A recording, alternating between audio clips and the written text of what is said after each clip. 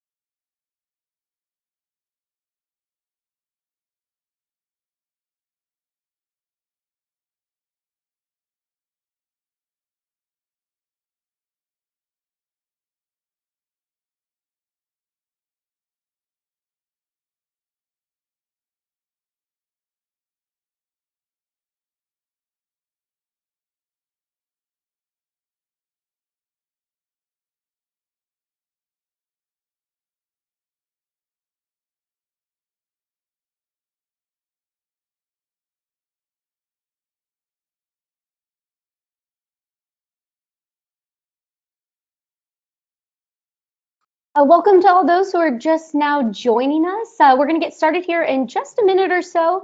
But before we do, feel free in that chat box, go ahead and tell us what are ways that you set up your clients for success.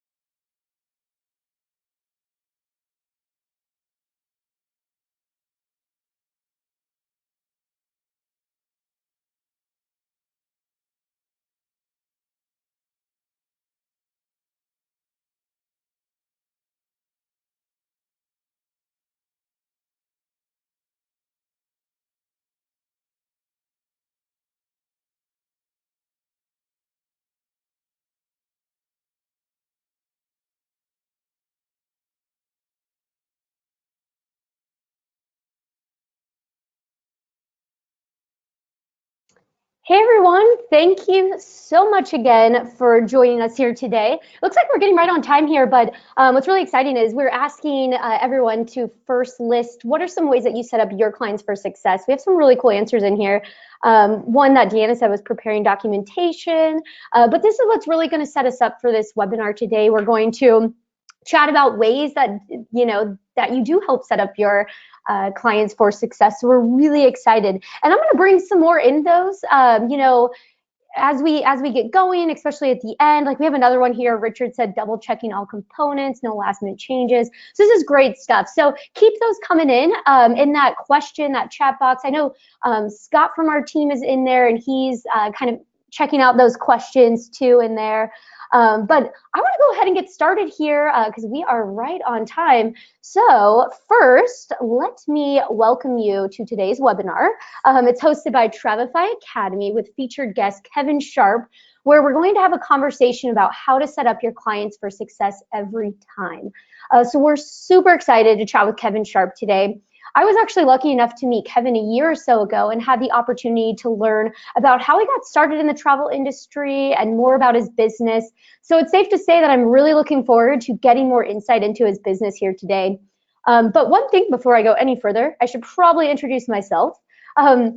My name is Stephanie Grice, and I'm the Community Outreach Manager at Travefy. And like I said earlier, I am so excited for today's webinar. These are always really fun, so thank you so much again for joining us. And feel free, again, keep those questions coming in there or ways that you'd help set up your clients for success. We'll be checking those throughout this session. Now, for this webinar, before we meet Kevin, I do want to quickly explain how today's webinar will work. So we're basically going to chat with Kevin for about 30 to 45 minutes and then start answering any questions that you might have in there. We really want to keep this open-ended though and really conversational. So feel free to send us any questions or comments in the question area provided. So then that way we just keep it, we want to bring everybody involved into this. So that's what's really exciting. Now, without further ado, I'm really excited to introduce Kevin here to give you a quick bio of who Kevin is. With over 20 years in the concert touring industry, Kevin has toured many places around the world, hotel stays, both as an individual as well as groups. His experience with high-profile artists who have varying interests brings a unique opportunity to have all existing and future clients treated like the rock stars that they are, because they are, And what's really exciting is he and his wife, Shauna, own Rocket Travel, which is an independent agency through the Travel Professionals International in Canada. So they are both CTC certified. Shauna also a certified destination wedding specialist, so I'm sure we'll get to hear some cool destination wedding stories as well today. But Kevin is a CLIA ACC cruise specialist as well, and this year marks the 10th anniversary of being in business. So Kevin, welcome to this webinar today. Well, thank you, Stephanie, Scott, and hello everybody. Yes, wow, this is kind of crazy. It has been about 10 years we've been doing this, and we truly never thought about being travel advisors when we got going on this, simply because Shauna didn't feel herself as being a salesperson. I was on the road managing all these concerts and tours and such. It really started out of a frustrated need.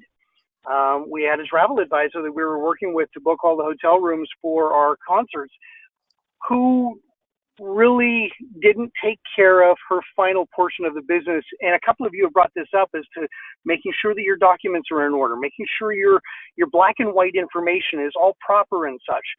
And unfortunately, I was in Vancouver, British Columbia with an artist. We had just driven overnight from Calgary. We arrived at the hotel, went into the front desk. The night manager says, "Sharpie, what are you doing?" And I said, "I've got so-and-so out in the bus. We're here to check in." And he went, "I don't have a reservation for you. And I'm sold out. I got no rooms."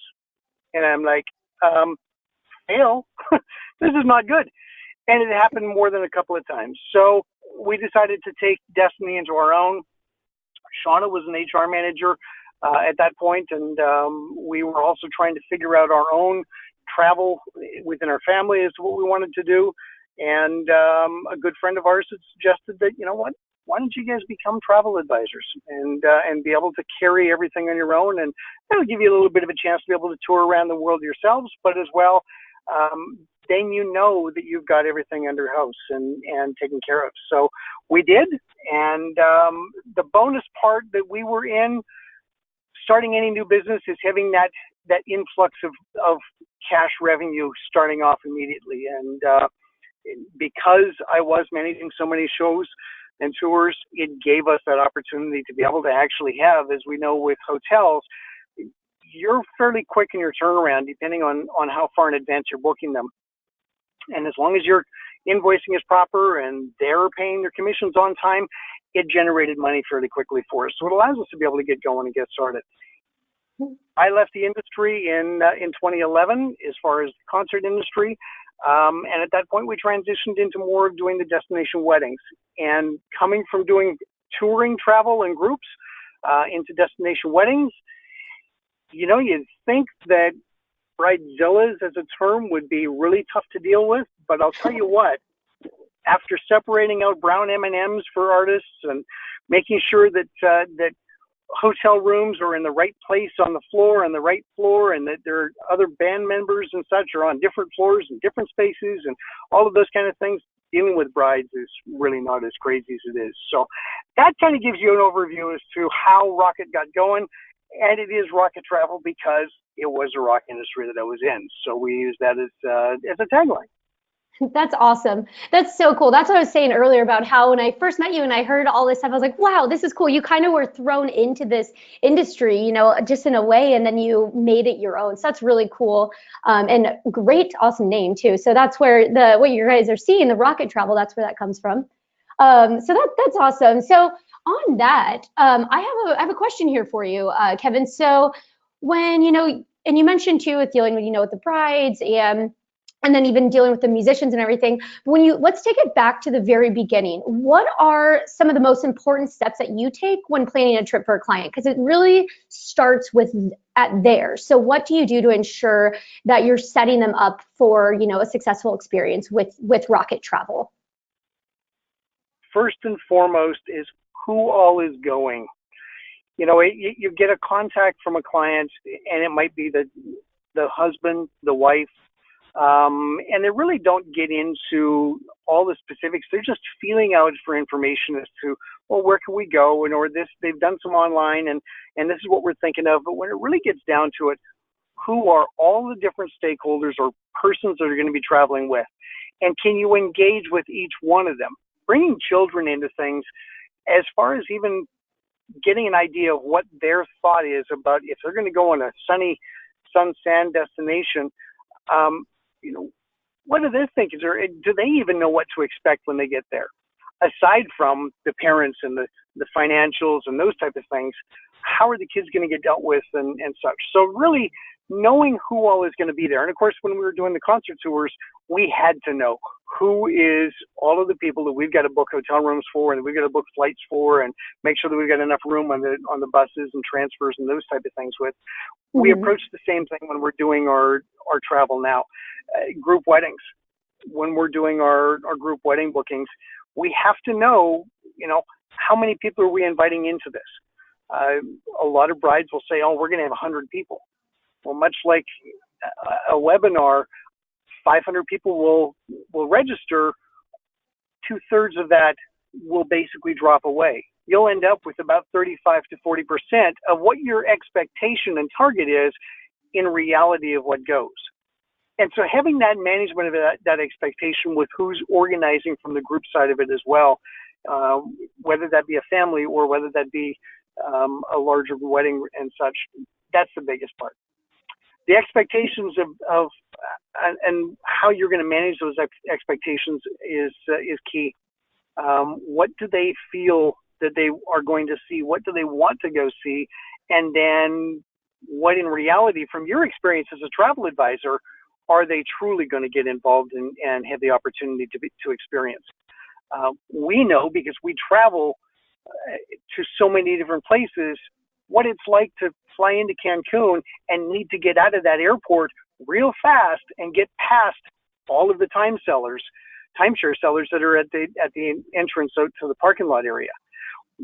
Giving that information to your clients so that if they've never gone before, and believe me, there are a lot of people that have never gone through Cancun, to truly understand, here's a really good way of getting past some of this stuff and working through. And then lastly, most people have got more than one trip that they want to do. They just don't know how to think about that longevity. They're looking at, well, I just want this trip right now. Okay, but what else do you want to see and experience? What are the kind of things are on that bucket list that you want to experience? Because right now, maybe this isn't the time to do what you're thinking you want to do, and there is something else that is more advantageous to take in, or that really is higher priority. You just haven't found a way to get to that point. That's the ultimate place that you want to go to. It's really nirvana to be able to find that they want to do and get into those 4 or 5 different trips and how to be able to plan them out. But having those conversations and getting that relationship going that way truly is the best way of being able to set them up for planning, because you may be able to redirect them from what is out of season in a bad weather season, or has just come from a bad weather season, even though the price is great. Well, yeah, Caribbean is great, but you're going in July. It's going to be super hot and you're starting the hurricane season, or you're going to go in that mid-October. Well, we've just come through a hurricane season and they aren't open as yet. And we saw major impacts of that last year with all of the storms that went through. Not as much again this year, but definitely there still is. And even on the West Coast, we just had a major hit through to Mazatlan. And it didn't make as much of news as what Caribbean did last year, but it still had a pretty major impact on the communities that support the travel industry in those areas. Mm-hmm. Yeah, and one thing that's really interesting too, and I know that we've kind of chatted about this before too, is how kind of knowing your niche and specialty destinations is really important because you're able to, say, okay, you want to do this. Well, right now is not the time that you want to go there. So could you elaborate a little more on kind of like trying to think of the best way to propose this question, but like how important it is knowing your niche, and if you do get a client, a friend comes to you and says, I really want to go to Europe, but maybe you specialize in the Caribbean. What are ways that you can help make that experience the best for them? Utilizing your travel service and suppliers is going to be your best way to truly understand what, if you're not familiar with that market, going to those suppliers, when is the best time, and getting that education from them. And don't be afraid to jump into a supplier that you're not used to dealing with to understand what their market is and what their highest portions of the seasons are. If you take cruise, for example, there are more key areas and timelines of a year to cruise in specific regions than there are others. There's also price components and promotional components that lead into those areas. Right now is a major push for next summer for the Alaska season. You're not seeing a major cruise push going on for the Caribbean. It's already happened this summer. So we're starting to, you've got that lead time that pushes into it to where you're wanting to go to. And like I said, having those supplier conversations and as much training as you can from your suppliers will help you get to that understanding, both of what you specialize in and what you really spend your hardcore time into, but as well to be as familiar as you can. You can't know it all, but it's to be at least familiar with where you can go to get more familiar with that area. Awesome. That's cool. And what about ways? So what is kind of a common issue? Because I know this kind of goes into that of what you face with clients. So, when clients come to you and they do want to, do something and you're like, that's actually not like, right, you've passed that season. Like we can start doing planning something different, or, or they go on the internet and they find all this stuff and you're like, well, that's actually not that easy to get to. You're going to have to travel for 2 days. Or what is kind of that common issue that you face? Because I know that's one of them that you've kind of mentioned before, and how do you deal with that? Some of the common things you see is misconception is that waiting till the last minute is always the best. If any of you ever go to Costco as TAs or as family members overall, you know that when you see it in Costco, you buy it. And if you go back 3 weeks later or 2 weeks later, it's not going to be there. It's that selection.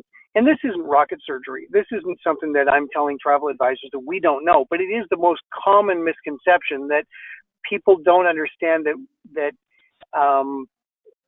it will always be there for me no matter how late I jump into it, or the best price is always going to be there the later I go because they're always trying to get rid of it. The problem is you're not going to get maybe the room or the stateroom or the cruise itinerary that you want because those key most popular ones are what have already sold out. What are going to be left? Those obstructed view staterooms, those garden view, courtyard view resort rooms. They're not the most ideal. They're not going to be the oceanfront. They're not going to be the ocean view. The ocean view might be that small sliver of ocean you see when you tip your head out the window. Yep, I can see the ocean. That's now considered an ocean view room. So yeah. Those are some of the biggest. That inventory isn't always there. It does go stale, and it goes stale fairly fast. And if they are getting rid of the last bit of inventory, that's where the misconception is, well, that's always the best price, but it's not always the best deal. You also may lose a lot of additional or added benefits because those benefits are limited in the overall amount that are available. So if you take a Virtuoso amenity, for example, through the Virtuoso Consortia that a lot of travel advisors have got a capacity to be able to get through, there may not be broad range to every category within a ship or within a hotel.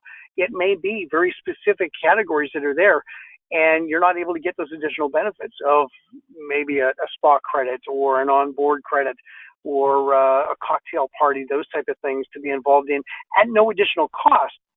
But because of that, they are limited. So waiting till that last minute is usually the biggest misconception. Yeah, that's really interesting. And we did have one question here come in, and we're going to backtrack just a tad here, but still goes completely on what you just said. David Angelo just asked, though, how do you explain the value you offer your clients? How do you show them they're getting real value for their hard-earned money, especially, in a situation like you just explained? Your knowledge, your experience, your capacity of being able to give them something that is outside of what they would get if they just do an online booking. As travel advisors, we take product training, and incessantly we're inundated with our supplier reps coming in and wanting to tell us all about what's new with their products and what's new with their properties and cruise lines and those type of things. That's information that the general public can't get into. And price is always going to be just price, whether they get it online or whether they get it through you. Your knowledge, your expertise, and how you relate that to what it is they are looking for, how you answer that desire from them with what you know and placing them in that spot that matches the two most ideally. I'll take an example with a wedding client. Their thought was, we want the cheapest wedding to be able to take everybody and anybody along with us. Well, that's great. But what about those people that may have dietary restrictions? That cheap resort isn't going to have the capacity of being able to modify their menu to deal with those dietary restrictions. What about an airline? In Canada, we deal with this because we've only got two primary commercial airlines and then two charters. If we've got somebody that's coming out of Northwest Territories in Canada, their price point is going to be different than what you're going to get if you're going to be out of a major hub being Toronto, Montreal, Vancouver, Calgary, or even out of the East Coast is going to be different because they've got to get to that place before they then take off and go somewhere else. And your knowledge of how those intricacies work, if they haven't done that type of thing before, going to that client who's trying to put this together and make it the most inexpensive, for them to understand the impact of other people, of what's going to happen with it, that's how you show your value. It's truly to be able to get into answering out questions that they haven't really thought of bringing forward other than, well, when can I go and what's the price for me to go? Mm-hmm. That's easy. That's black and white. You can't change that. But what you can change is what the perception is of one resort to another resort due to where its location is at or what might be going on around it. When the highway between Cancun and Playa del Carmen sunk away 2 years ago, that had a major impact on outbound and incoming clientele into that region. We had to be able to be in touch with our clients who were thinking of going in that time period and be able to inform them. It wasn't until after about 8 or 10 hours that it started to make some media. But as travel advisors, we heard from our suppliers that we just had a major incident that's happened on this highway. It is sunk away from us, and now our transportation is limited on this. So having that knowledge and staying in tune with what's going on is really your biggest value. And that's actually interesting. We had when we were asking earlier about, how other people set their clients up for success. I know Janelle said that, having those detailed itineraries with emergency contact numbers, needed in case, because that is so, so true, especially some places that you don't hear about on the news is, there's a lot. And especially if you have clients traveling all at one time, all over the place, I mean, you really have to pay attention for their safety. And then that also just helps gain, so much trust for them. Which actually brings me into my other part here. So let's say they do. So you've gained their trust. Now, what are your best practices that you have found so that you can continue working with those clients? So you have gained them, you've worked with them. What are some ways that or what are some things you do to try to keep that clientele alive and have them coming back for more? Wow. It's a big one, big question. Well, how far is too far? How much is too much? It always comes down to how much communication do you have with your clientele, and how far is too far, and you've driven them away. That relationship has to be done on a one-to-one basis. What kind of communication do they want to have with you? How do they best communicate with you, both on a medium as well as on a consistent or regular basis? Medium being, do they only text you? Do they only want to talk to you on the phone? Do they only want to email? Is there ways of getting information to them when you've got something that's new and not impose on their life?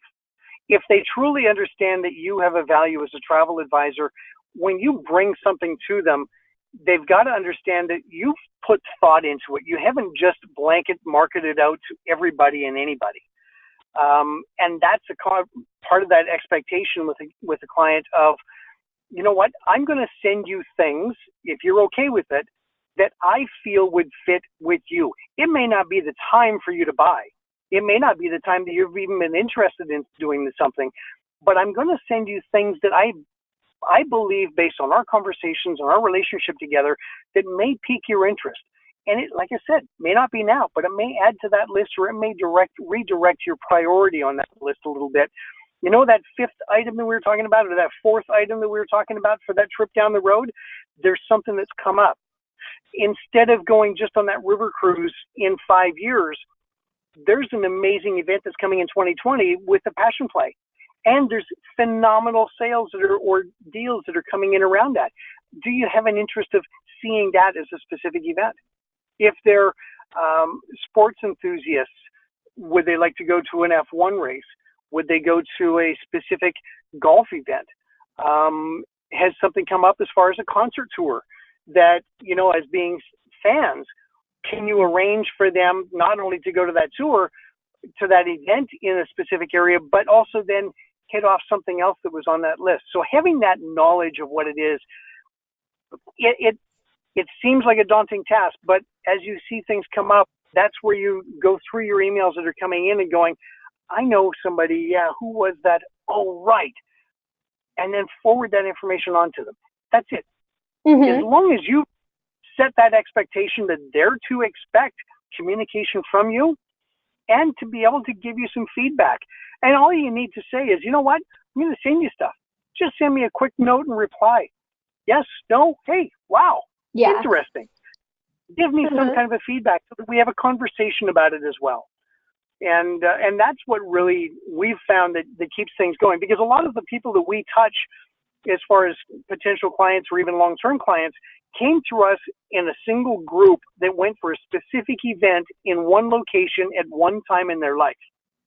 How do we then go back to them and say, you know what, we went to that wedding in 2015. We know that you're from this area. And in our conversations about even just going to that wedding, we did strike a bit of a relationship. I'd like to take a little bit more time with you and see where else we can get into that. And if there's an interest of using us for some of your other travel arrangements, would you be open to that? And then take it from there. You'll get a yes or a no. And if it's a yes, door is open to then feel the next step of it. If it's a no, it could be a no, I don't want to talk to you ever again. Or it could be a no, not right now. and Mm-hmm. play that one up. But have that Yeah. communication.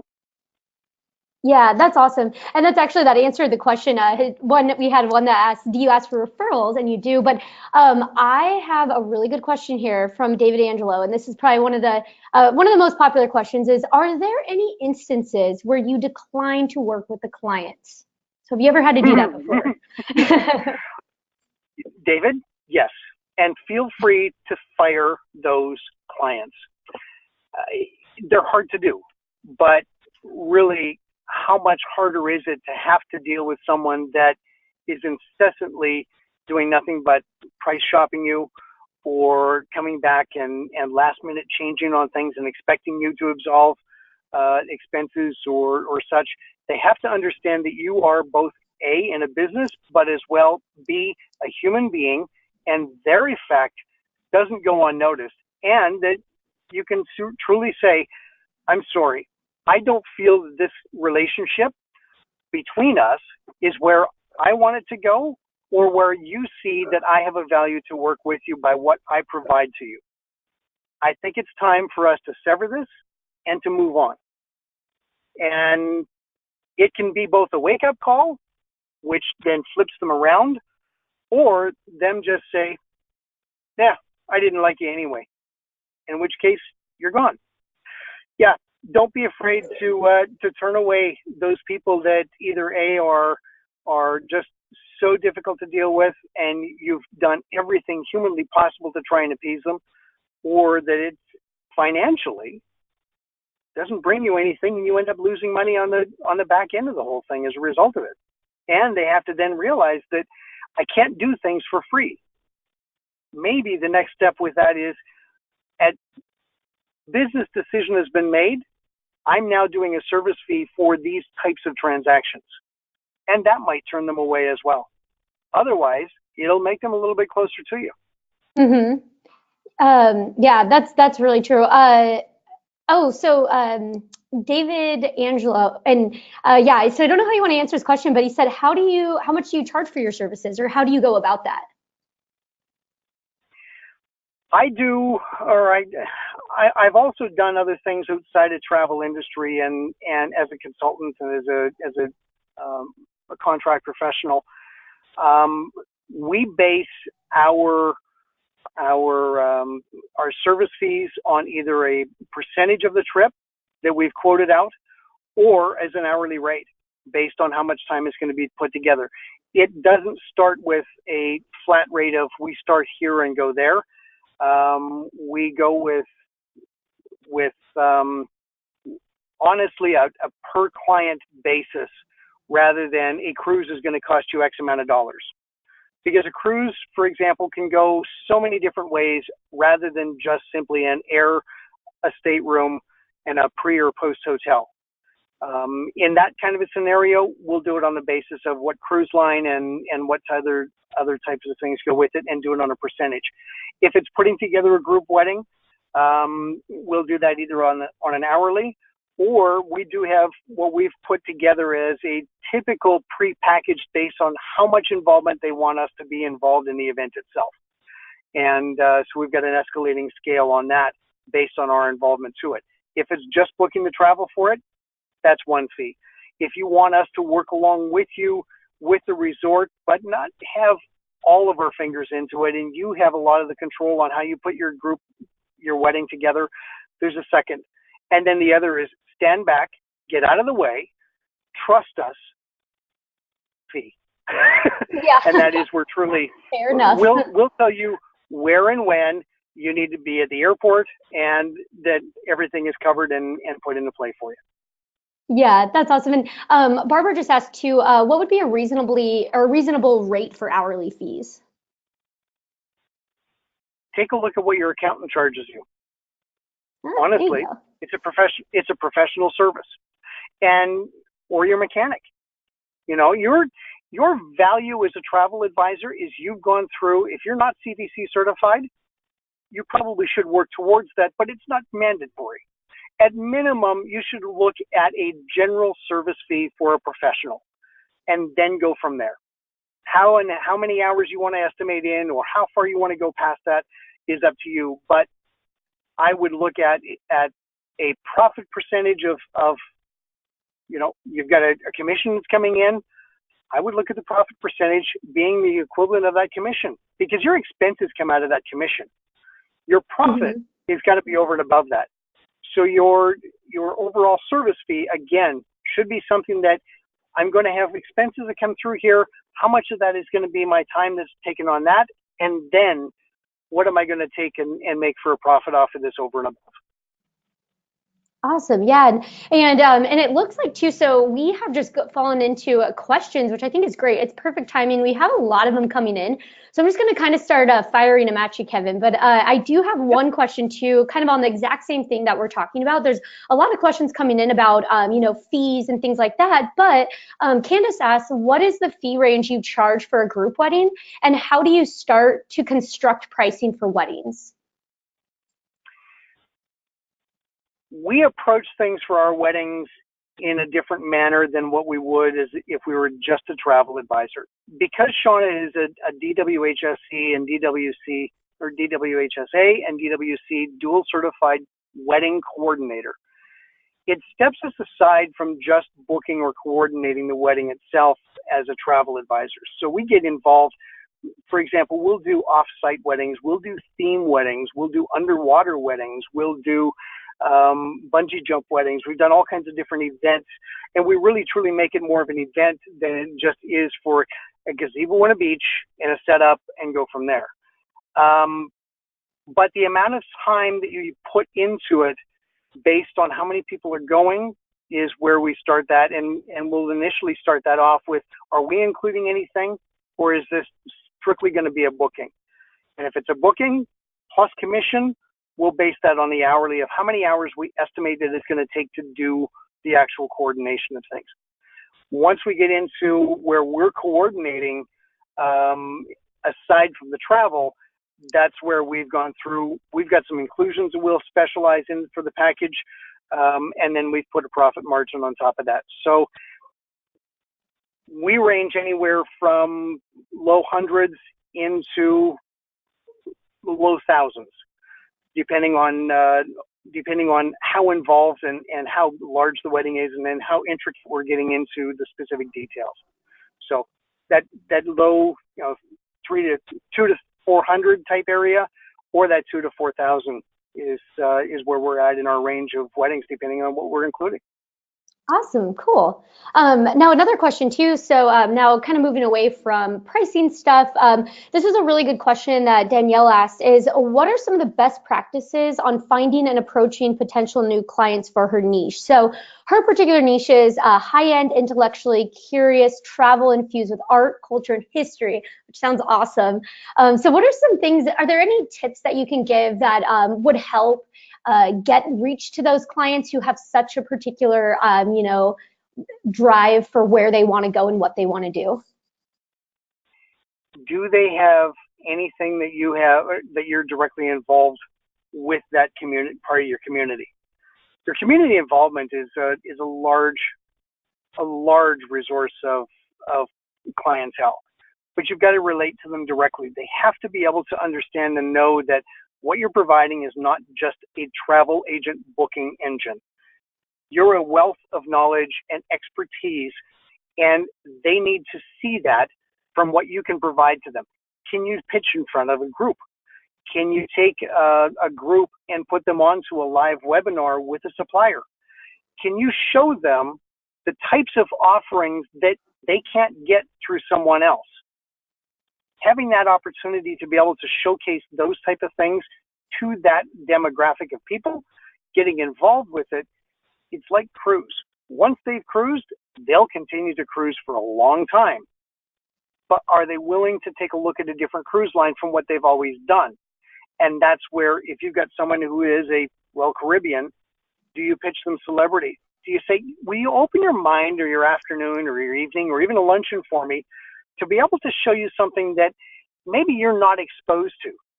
And be bold, be unafraid to take them to a Regent or a Silver Seas or beyond, if all they've done is a mass market or a traditional medium market cruise line. And that will show them that there's far more knowledge out there than what they think they've got. Because believe me, even though they're well traveled, they think they've got all that is out there for information. You need to find out what they don't know and fulfill that, rather than take them further on what they do know and show them just a couple of little tricks upon that area. Find something that they don't know and expose that to them. It may not fit for all of them. It may not fit for what they want to do at the moment. But if you're able to get into that, and that's where through TPI in Canada, because we do have our involvement in Virtuoso, that exposed our clientele to a lot of suppliers, hoteliers, properties, services, on-sites that we weren't aware of as travel agents until we got involved in Virtuoso. I did have, because I had within the entertainment industry, 3 different classifications of people that I was spending time and booking for. I saw everything from the Four Seasons and Ritz down through to the roadside hotels, motels, because I had all 3 levels of class that were booking those types of things. But did I get to stay in the Ritz all the time? No. I usually stayed in, a Hyatt or a Marriott or that type of thing. And our crew guys were the ones or the truck drivers and bus drivers, unfortunately, were the ones who were staying in the most accessible to the freeways, which ended up being those lower end motels and such. But we booked all of them, and it gave an exposure to all of them. You need to get into that community and get exposed to what it is that they're used to doing, where they're going to, and find out through your network what you can provide that they haven't seen yet.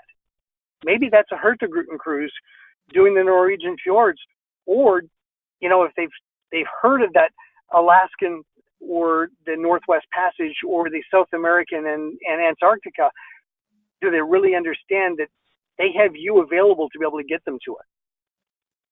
Yeah, and actually one thing, so Erica posted this too, a great tip, and it's pretty much exactly what you said too, is a great thing to do for community involvement would be to join maybe a chamber of commerce and participating in those events as well. So just getting involved. So that's really cool. One question I have for you from Sandra here, and this is kind of, you touched base a little bit on this, talking about TPI and Virtuoso, but Sandra asked, do you have any advice for a new agent connecting with trusted suppliers? But then also on that question, we had one earlier that was asking, how do you keep that relationship strong? So basically, how do you connect, and then how do you keep that relationship going? Connecting is, you can do a web search just to find your business development manager for whatever product line in whatever area you're at. If you're looking for a hotelier, you can find the business development rep by doing some digging through on finding maybe the national sales or regional sales manager, and then saying, listen, I'm a new advisor, sending an email, I'm a new advisor, or even a phone call, and saying, can you point me to the person that I'd love to be able to get some more information from locally for me to deal with? And then that relationship is no different than a client relationship. You need to cultivate it. You need to be able to get to their trainings. You need to understand what it is that they're training about, why it fits or doesn't fit with you.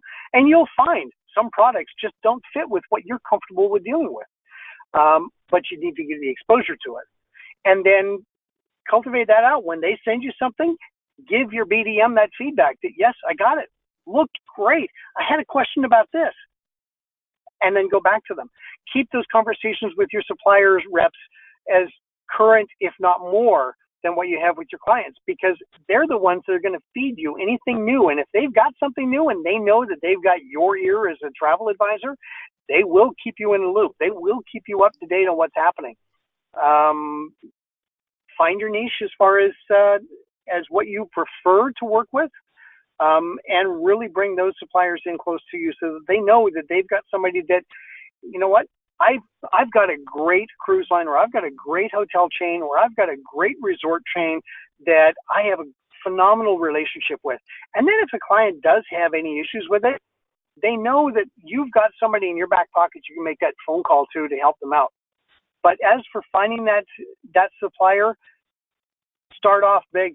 Go to go to the one person you know that you can get into, and that's usually the national or regional sales manager, and then narrow that down through those communications. And if you've gone to somebody that high and they know that you're trying to get in touch with somebody locally, their whole focus is to make sure that those regional reps that they manage are making sure that they've got as many different people to be able to grow their business with, because they're salespeople. Their job is to sell travel agents on their product and increase their overall sales. They'll be engaged with you. One question David Angelo asked here is, other than supplier and consortia destination trainings, are there particular resources that you turn to for acquiring greater knowledge, like maybe certain magazines or websites that you kind of use? Yes, trade magazines, some of the travel industry magazines definitely give different perspectives on suppliers. Will give different perspectives on what's happening maybe economically in a specific region that you're interested or you've got experience in selling in. Mazatlan, I'll bring this up as an example. Your tourist board is a phenomenal resource of what's going on in the region. And in Mazatlan, we're starting to see a resurgence not only in some crews, but as well as a resort starting to rebuild and put back what they lost at the retreat of so many cruise lines. And where everything came over to the East Coast with the whole development of Cancun and the Yucatan Peninsula, it left the West Coast as being this void. Now, unfortunately, there's been a lot of things that have happened on the West Coast that because that void was there, others moved in, and it didn't become the most safe or key place to start looking to send your clientele to. Mazatlan, though, was on a rebuilding mission, like amazing. And this last hurricane that just went through a few weeks ago was damaging, but it's giving, when those incidences happen, it gives them a reason to rebuild and a resurgence to what they can now do to that area and bring it back online. So your tourist councils and getting involved with them, aside from your suppliers, are really key, because they'll tell you what's going on economically in the area and what is things that they already know is coming up. Fort Lauderdale, for example, knew when we were at CLIA last year of new hotel properties that hadn't been released through the hotel chains, but the tourist board gave us an indication of here's where we've got economic developments and industrial development that's going on, and it's going to change the landscape in these ways. And that's I found that to be an amazing part of it, and working through along with local reps, if you're able to get some of the local reps in areas of what they're seeing in their communities too. Awesome. That's cool. And yeah, no, that's all such great stuff. And thank you so much again, Kevin, for sharing all of these little nuggets of knowledge here. It's been really great. But I know that since we are at about 45 minutes in, I want to start to wrap it up here. I know that there were some questions that we weren't able to answer, and I'm sorry we couldn't get to those. I know that Kevin, we should just do this every week, just chat every week. There's so many things that you can talk about. But before, though, that I start to wrap it up, Kevin, is there anything else that you want to leave a note on or mention that we didn't get to? Persistence. If you love the travel industry, be persistent. Focus on the small details. The big things will come. That's something that we've really made sure that within Rocket that we hit on, those little gems of ideas that you can give to a client may not be the sale today, but they're what shows the value that you can't get on the online. And that communication with your clientele, so whether it be through social media or whether it be through direct marketing or whether it just simply be a direct phone call to a client, don't be scared. Talk to your clients. They'll tell you if they're able to do anything or if they've got anything coming up, or if they're doing, you know what, we actually were thinking about that. One of the things that we started out with just to be able to get into our community a little bit more was every Saturday we set up at our local market and we set out tables of brochures and we stood back and just had conversations, and people would come up and go, "What are you guys doing here?" "We're just talking travel." the people that would just come up and look, can we have a brochure? Absolutely. Go ahead and take them. We get a garage full. The bonus of the way that that worked was that there was no threshold.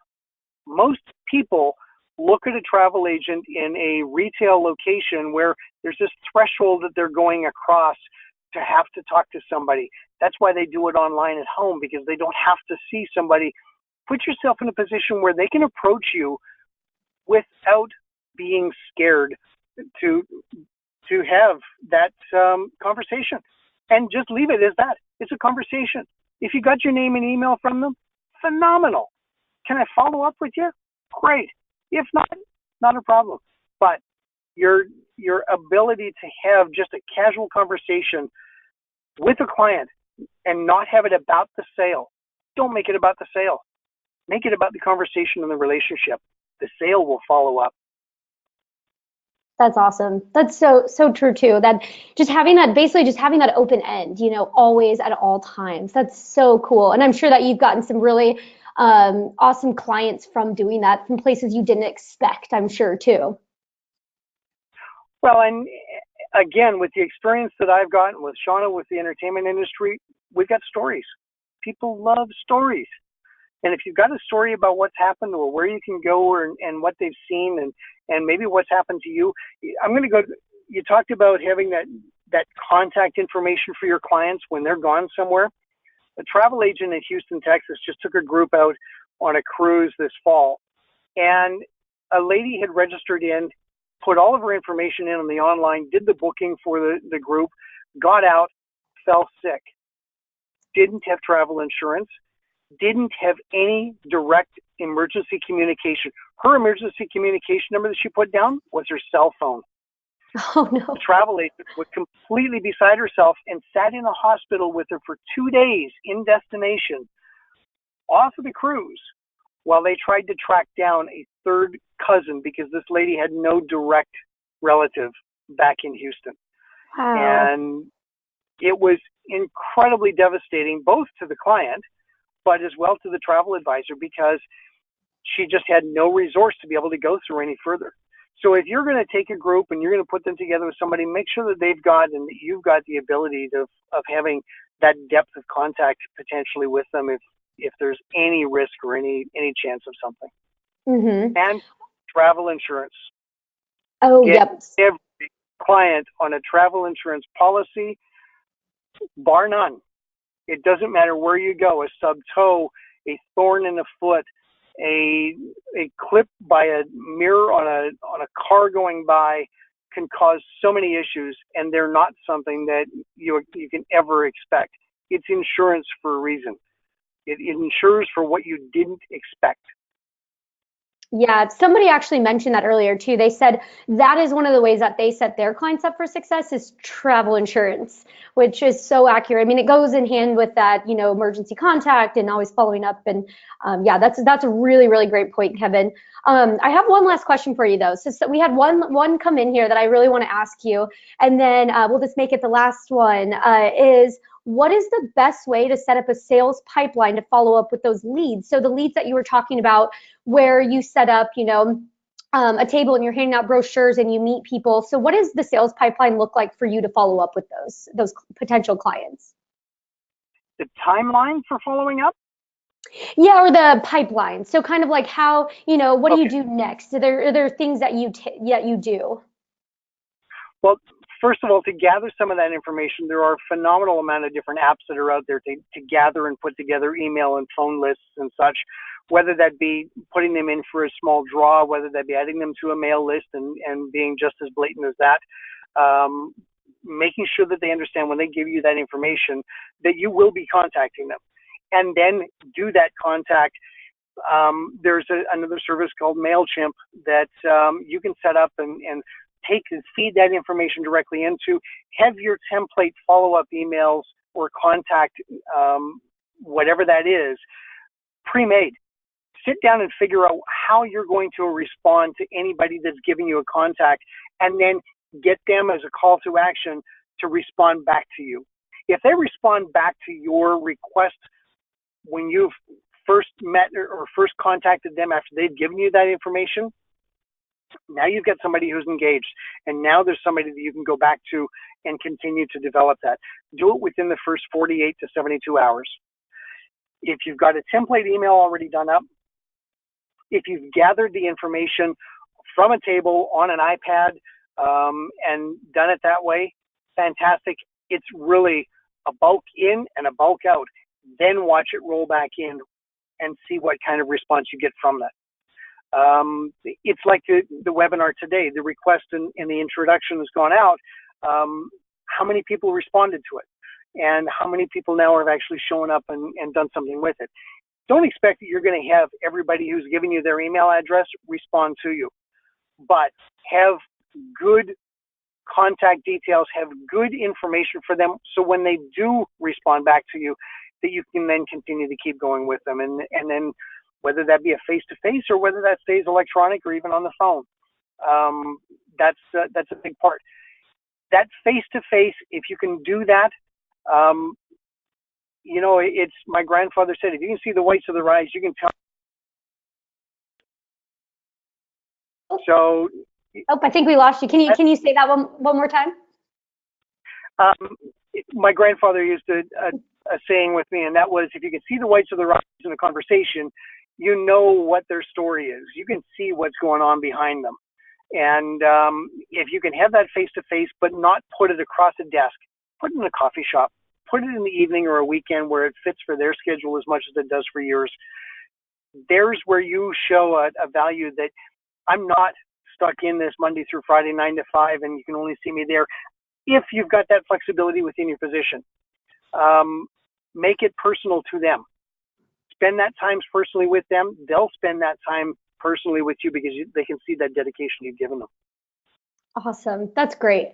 That's so good. And I think for that, that's a great note to leave it on too, is, you know, hopefully that's some actionable items and some inspiration to take, you know, as you go on into your day, and especially the holidays. You know, the holidays are coming up. You're going to be seeing a lot of family, friends, holiday parties, you know, lots of great opportunities to start that sales pipeline there. But I just want to say one more time, thank you so much, Kevin. This is awesome. We're really excited to, you know, hear about your stories and just some of the things, you know, the stuff that you've shared with us. So I just want to thank you so much again for joining us today. Well, thank you, guys. I truly appreciate it, Scott and Stephanie, and everybody that's attended in. I hope there was something in there somewhere.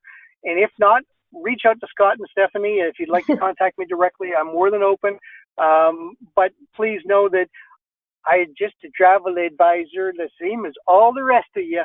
I'm just trying to make a living out of it and have fun with it, but as well get to see the world on my own and share that experience with others that haven't had that opportunity, would like to be able to go. And that really is one of the key reasons why we, you know, aside from how we got into it, what's kept us going, and taking new clients and showing them things that they never thought possible is the most fun of this, and solving that challenge, solving that problem of, you want to go where and when and for how much? Okay, we got to talk about this. Yeah, we need to chat.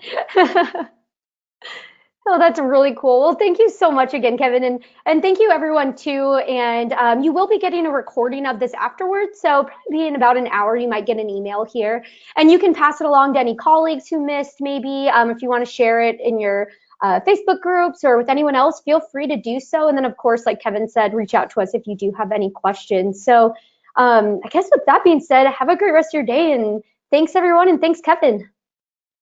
Thank you, everybody. Thanks, bye.